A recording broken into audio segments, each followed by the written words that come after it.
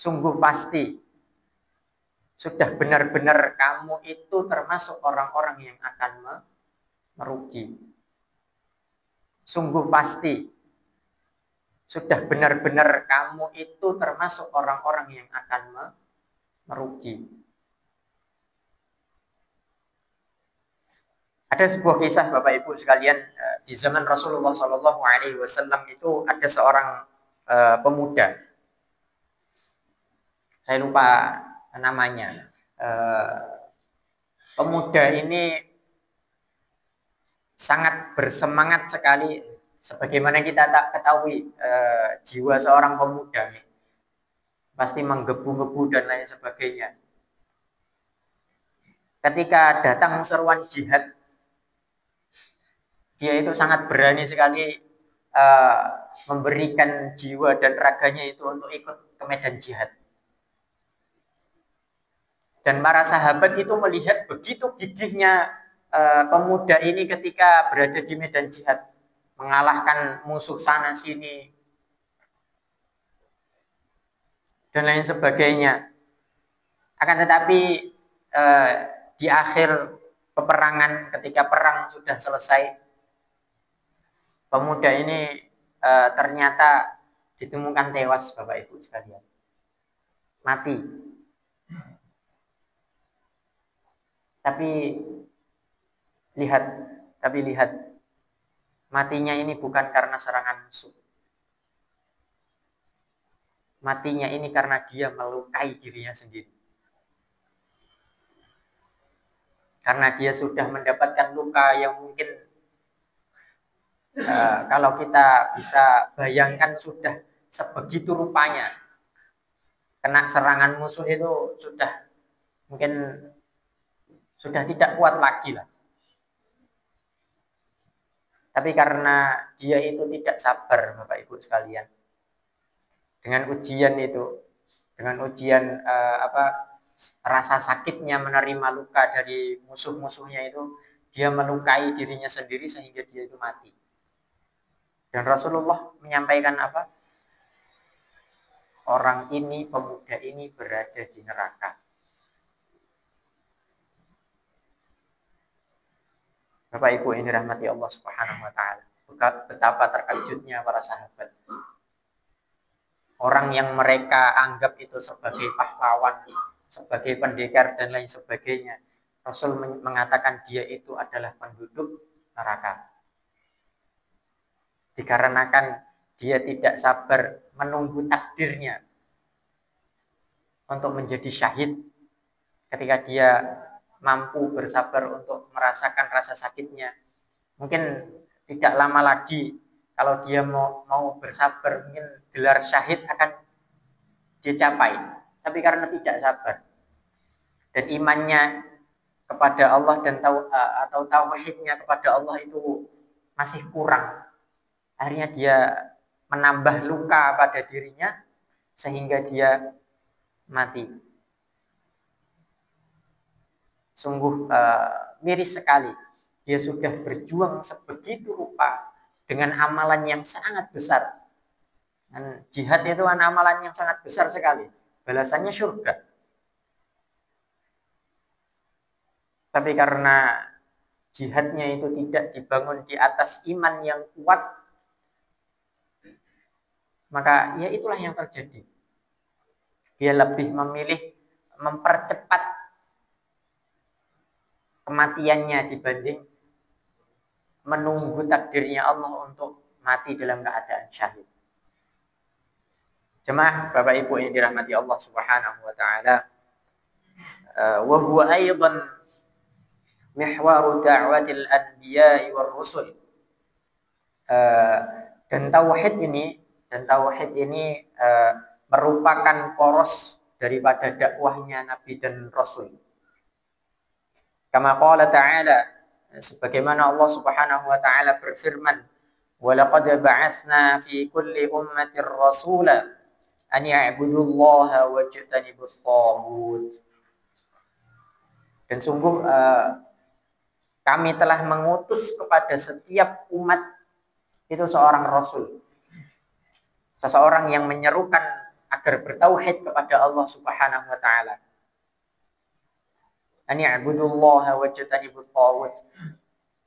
Yang mana para rasul itu menyerukan, menyampaikan agar manusia itu menyembah Allah Subhanahu wa taala, an ya'budullah wajtanibut taghut, dan menjauhi taghut atau menyembah selain Allah Subhanahu wa taala. Jadi ayat ini menjadi penegas lagi bahwasanya semua nabi itu satu tugas pokoknya Bapak Ibu sekalian, yaitu mengajak tauhid kepada Allah Subhanahu wa taala. Satu itu saja. Tujuan para nabi dan rasul itu tidak hanya memperbaiki moral masyarakat saja, seperti di awal disampaikan tadi. Tidak hanya untuk mengajak kepada kebaikan sosial, tapi yang paling utama adalah para nabi dan rasul itu diberikan tugas untuk mengembalikan manusia kepada ibadah yang murni, yaitu ibadah kepada Allah Subhanahu wa taala, dan menjauhi segala bentuk kesyirikan. Bahkan kalau kita lihat di dalam Al-Quran yang menceritakan dakwahnya para nabi dan rasul, seperti halnya Nabi Ibrahim alaihissalam, Nabi Musa alaihissalam, Nabi Isa, sampai Nabi kita Nabiullah Muhammad sallallahu alaihi wasallam, yang mereka serukan di awal itu adalah ya qaumi i'budullah ma lakum min ilahin ghairuh. Wahai kaumku, sembahlah Allah karena tidak ada Tuhan bagi kalian selain Allah Subhanahu wa taala. Ini menunjukkan Bapak Ibu sekalian bahwa tauhid itu adalah pangkal dari keselamatan. Dan dakwah manapun yang tidak dibangun di atas fondasi tauhid, maka ia telah keluar dari jalannya para nabi dan rasul. Wa tauhidu huwa awwalu ma yajibu 'ala al-insan lid-dukhuli fi dinil Islam. Juga sebagaimana tadi di awal disampaikan. Tauhid itu adalah hal pertama yang wajib atas seseorang agar bisa masuk ke dalam agama Islam. Baru dia bisa melaksanakan ibadah-ibadah itu kalau dia sudah bertauhid kepada Allah Subhanahu wa taala. Kalau orang mengaku Islam tetapi belum bertauhid kepada Allah, maka Islamnya itu tidak sah. Dia harus mengakui dulu bahwasanya Allah Subhanahu wa taala itu Tuhan satu-satunya. Tidak ada sesembahan selain Allah Subhanahu wa taala. Kemudian menolak segala bentuk kesyirikan. Menolak segala sesembahan selain Allah Subhanahu wa taala. Maka baru dia Islamnya itu baru bisa dikatakan sah. Wa kadzalika huwa awwalu ma yajibu 'ala ad-da'iyah ila Allah ay yu'allimahu lin-nas. Demikian pula tauhid itu adalah hal pertama yang wajib diajarkan oleh seorang dai kepada manusia. Sebelum amalan-amalan yang lain, sebelum ilmu-ilmu yang lain, para pendakwah itu seharusnya yang menjadi fokus utama adalah memperkokoh tauhidnya jamaahnya kepada Allah Subhanahu wa taala.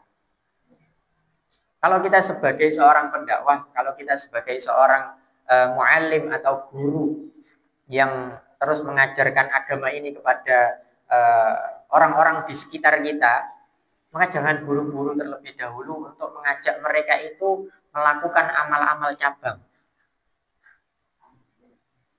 sebelum kita itu mengajak mereka untuk memperbaiki tauhidnya. Kalau tauhidnya sudah kuat, keimanannya kepada Allah sudah kuat, baru kita ajak untuk melakukan amal-amalan cabang itu.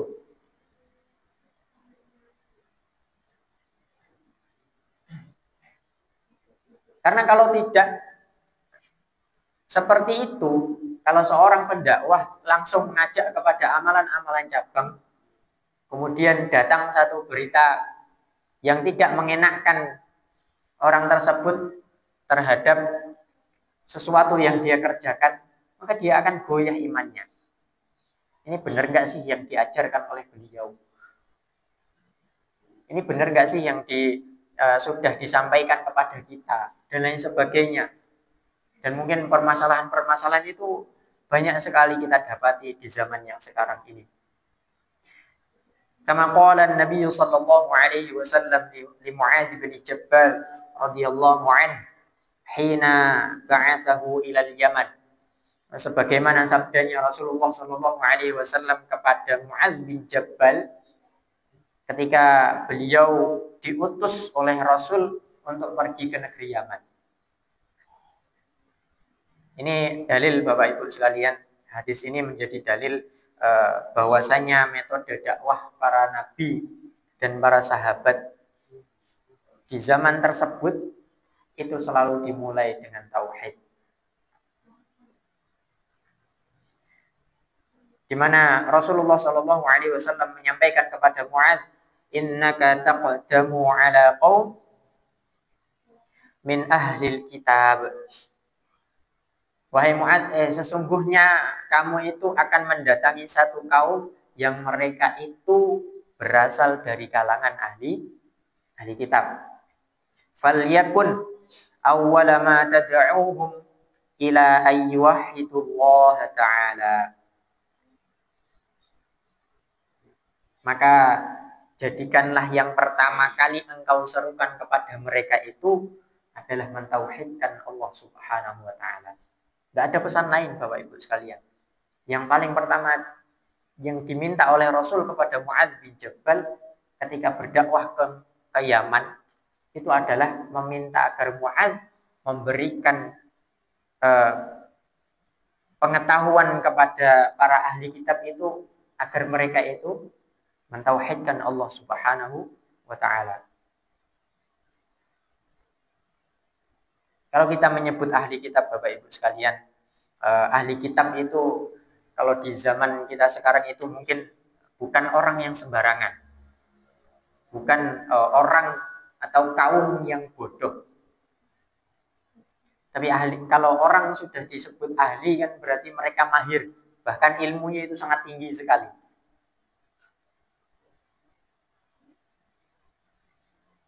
Tapi yang diperintahkan Rasul tetap satu.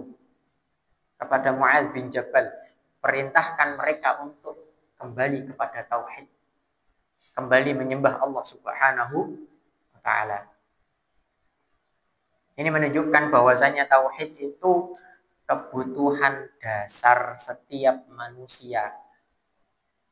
Gak cuma orang awam yang harus kita ajarkan tauhid. Orang terpelajar pun kita harus ajarkan tauhid juga. Karena kalau kita melihat fenomena-fenomena di zaman yang begitu sedemikian rupanya ini,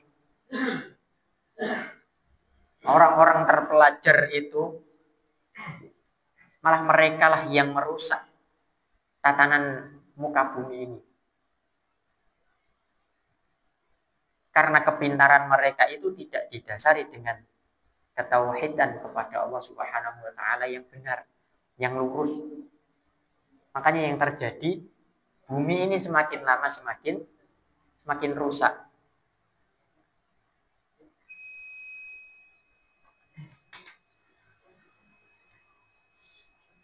Bapak Ibu jamaah yang dirahmati Allah Subhanahu wa taala,